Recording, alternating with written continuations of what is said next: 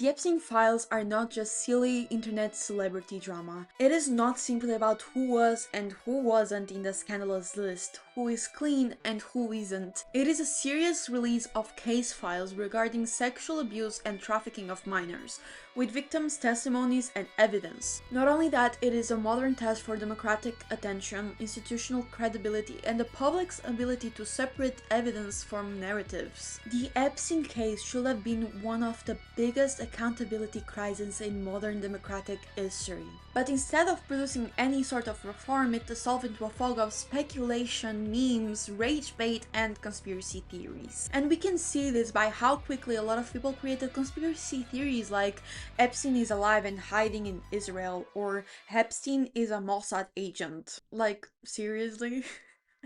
Basically, blaming everything on the Jews has become one of the largest trends online, and why is that? On one hand, it might be because of the ongoing genocide against the Palestinian people, which I would like to believe, but it is more than that. The narratives often comes from a darker time in history, World War II and the Holocaust. It is rhetoric taken directly from Nazi propaganda that steals the spotlight from what we should actually discuss, the real conflict that impacts the daily lives of thousands of Palestinians. The ongoing legal debate over the undeniable mass destruction in Gaza, the United States' material and political involvement through aid, arms, and diplomacy, and the unprecedented merger of cloud infrastructure, data extraction, and warfare technologies unfolding in real time. This time we live in feels a bit more hopeless than what was before, and it is not only because of polarization and corruption, but because there is a growing sense that democratic participation no longer translates into any kind of influence. Elections still occur and public opinion still registers in polls,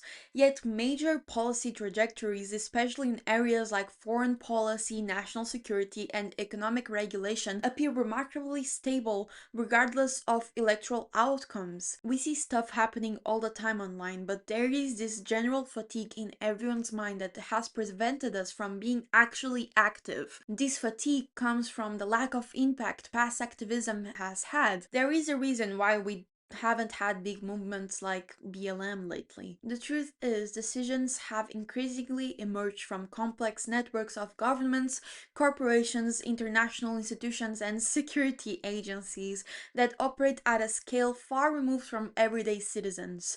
The result is a feeling of only being a spectator rather than having any say, as if democracy continues as a symbolic procedure while active power shifts elsewhere. Whether this perception reflects structural reality or institutional secrecy, its consequences are profound because democracy depends not only on formal mechanisms but on the belief that participation matters. And to understand better what we are dealing with, how this actively affects and corrupts our democracies, we need to go a step further and blatantly ask, who is pushing this, funding it, and who is going unpunished? Additionally, we need to look introspectively. Can our democratic systems still correct themselves and expose wrongdoing, or have we accepted quietly that truth is unknowable and power is untouchable? Jeffrey Epstein's arrest in 2019 initially triggered intense media coverage and public shock. Investigative reporting by journalist Julie K. Brown at the Miami Herald revealed how a 2008 plea deal allowed Epstein to avoid federal prosecution despite substantial evidence, raising serious concerns about prosecutorial discretion and unequal justice for wealthy defendants. When Epstein died in custody, official investigations by the Department of Justice found severe negligence in jail supervision. For example, at his time of death, 2 whole minutes of security footage are missing due to equipment failure and due to 2 guards falling asleep during their shifts. However, there was no evidence of homicide.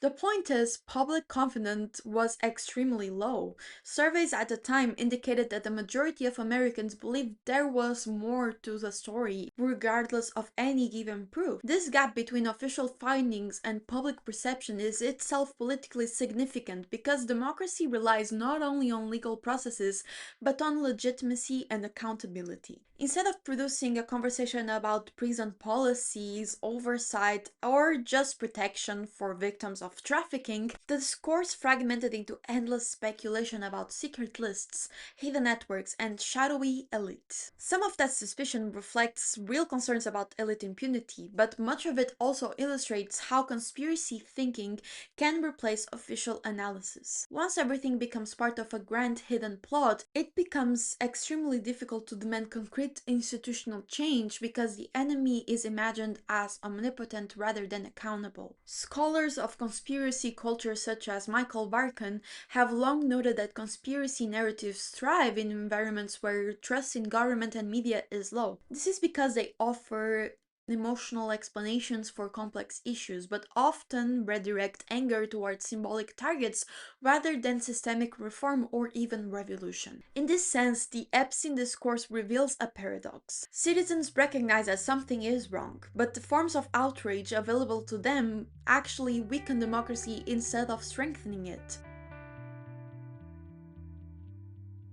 One of the most troubling consequences around the Epstein files release has been the resurgence of anti-Semitic narratives online. Researchers at institutions such as the Institute for Strategic Dialogue and the Anti-Defamation League have documented how conspiracies frequently revive classic anti-Semitic tropes, such as secret financial control, global manipulation, and hidden cabals. These narratives are not new. They echo propaganda used in 19th century Europe and something that was later weaponized by the Nazi regime.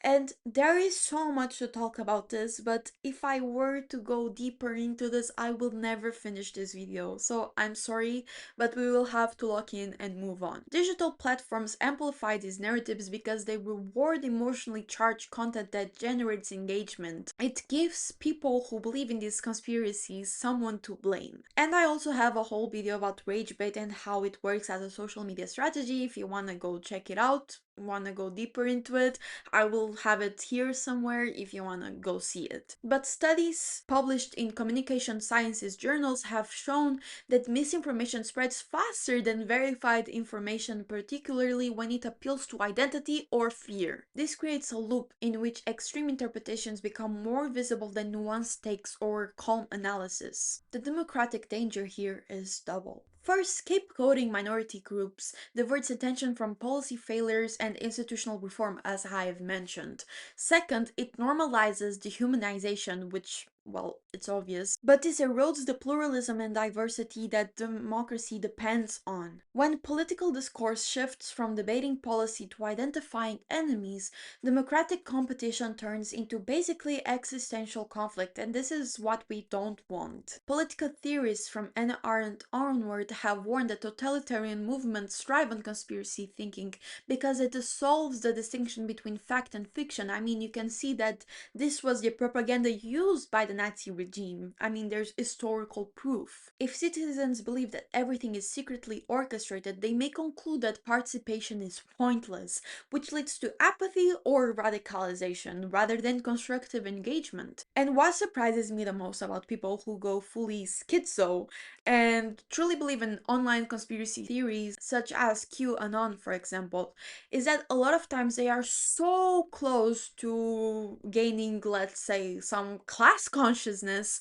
but they get lost in these rabbit holes and refuse to listen to anything else because it offers concepts that are easier to connect to. For example, I don't know if you know about the Great Awakening map, I'll put it here somewhere, but if you look at it, it gives you the sense that you have finally decoded it. You know everything about the world and you know how the world works. You have basically the world at your fingertips and you feel smart. However, if you look a bit deeper into this map, you'll see that it's based on fake propaganda, fake concepts, and things that just don't make much sense. It's even better if it's emotional or spiritual, because these theories are often linked to Christianism or Buddhism, and you generally believe that the only thing you have to do to fight this system is through prayer or God, or by concepts like achieving your higher self, or the fourth dimension, like I have seen online. It gains this whole sentimental force that bureaucratic action doesn't have because it comes out as boring. I mean, it's so much cooler to say you have reached the fourth dimension or whatever. But let's pretend that none of this propagandistic side exists and people are actually enraged by what's happening in Palestine, for example. Let's talk about it. The war in Gaza has intensified debates about human rights, international law, and military technology, but it has also highlighted how limited public influence can be over foreign policy decisions. Even in democratic states, foreign policy is often shaped by executive authority, intelligence agencies, and military alliances that operate with very limited transparency. Analysts at organizations such as the Human Rights Watch and Amnesty International have documented extensive civilian arm and potential violations of international humanitarian law. Meanwhile, governments continue to justify military actions as necessary for security. This gap between public disapproval and policy continuity raises fundamental questions about the effectiveness of democracy. I mean, at this point, we have lost pretty much all faith on it by now, which is quite sad.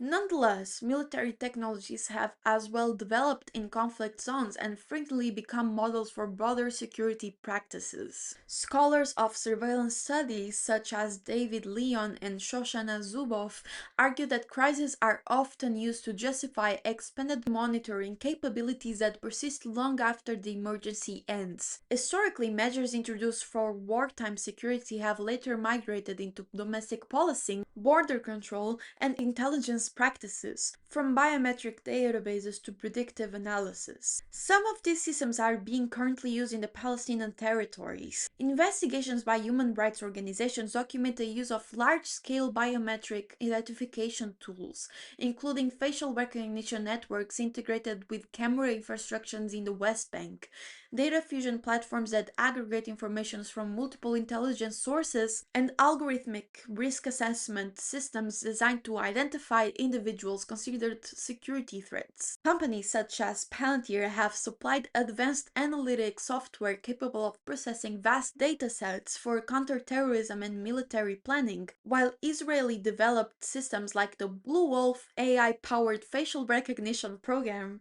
have reportedly been used to catalog populations and assist operational decision making.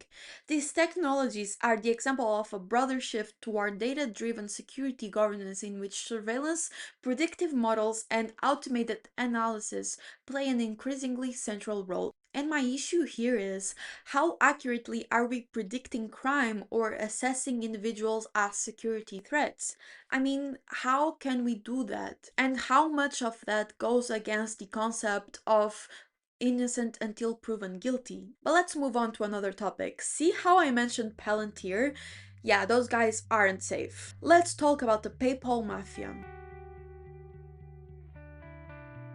The term PayPal Mafia refers to a network of entrepreneurs and investors who founded or worked at PayPal and later became influential figures in Silicon Valley, including Peter Thiel, Elon Musk, Reid Hoffman, and others. Through venture capital firms and technology companies, this network has played a major role in shaping digital infrastructure, artificial intelligence development, and online platforms. I want to add as well that all of those people I mentioned are also cited multiple times in many files from the latest release of the Epstein case. Do what you will with that information. Peter Thiel, one of the founders of the company Palantir, has articulated a distinctive political philosophy often described as technical libertarianism. In a widely cited essay, he argued that freedom and democracy are not necessarily compatible. He expressed skepticism about mass politics and regulatory governance. While interpretations vary, his investment in Palantir, which provides data analytic tools to governments and intelligence agencies, demonstrate how private firms can become central actors in national security. Palantir software has been used for counterterrorism, immigration enforcement, it has been used by ICE, and military planning, illustrating the convergence of corporate and governmental power. Remember how I said that technology is developed in conflict zones often become models for security practices. Well, Palestine's surveillance is not unique. It is the ground for mass testing that then will be probably imported to homeland security policies. ICE is currently using them, and it won't be long until the US adapts this for its entire population. Regarding investment on private firms, critics have argued that such arrangements reduce transparency because private firms are not subject to the same oversight mechanisms as public institutions. On the other hand, supporters contend that advanced analytics improve efficiency and security. We'll see which ones are right. To finally have the cherry on top, these tech executives have made huge political donations and public endorsements, which further blurs the line between economic and political power. Campaign finance research consistently shows that wealthy donors can exert disproportionate influence on policy agendas, even in formally democratic systems. When technological infrastructure is controlled by a small number of firms, their leaders may shape not only markets but also public discourse and governance. In other words, democracy becomes an oligarchy or a technocracy, I guess. And my question is, which one are we more inclined to right now? Has democracy failed us, or have the ones in power betrayed democracy? I think this whole rant just proved that 99% of policies being made lately only favor the ones on top, not the regular working people that actually need democracy to work. On the other hand, we have to point a finger to our judicial system. How come so many files have been released and no action has been taken against it? I don't want to go further on this topic, but there is compelling evidence and serious allegations being made, and yet I see no accountability being taken. This is child abuse and sexual trafficking we're talking about. A big stain on humanity that will stay marked forever. Shall we just live with it? I don't think we should. All in all, democracy depends on trust. Not just pure blind trust, but the belief that institutions can correct themselves and that, most importantly, citizens' voices matter. When that belief is gone, people may turn into apathy and radical narratives, as I have stated before. But neither outcome strengthens democracy governance, only polarization. So perhaps the most unsettling possibility that comes out of this is not that powerful actors control everything, but that power has become so diffused and complex that democratic mechanisms no longer can regulate it. Elections still happen, laws are being passed, debates still fill our television screens, yet the most consequential decisions may increasingly occur in boardrooms, security briefings, and algorithmic systems that ordinary citizens cannot easily observe, influence, or access. If that is true, then the crisis is not only political but epistemic. It is a crisis of knowing who governs, how decisions are made, and whether the public still has meaningful leverage. And that brings us back to the original question. Do we still believe in democracy as a system of self-government, or are we drifting into a world where democracy survives mostly as a narrative, a ritual, a set of symbols that reassure us while power quietly reorganizes behind the scenes? I guess we know the answer by now. Thank you so much for watching. This was such an amazing video to write and to script, and I loved recording this. I hope you took something from it, you learned something, or it made you at least think about something for a little while. And I will be back next week with another video. If you enjoyed, maybe subscribe, leave a like, that really helps. I am still trying to grow my channel and I am very excited for what the future holds. I have recently hit 1,000 subscribers and I am so grateful for that. Thank you so much to everyone who is subscribed by now. And now I will leave you guys. I hope you have a lovely week and I will see you next time. Bye!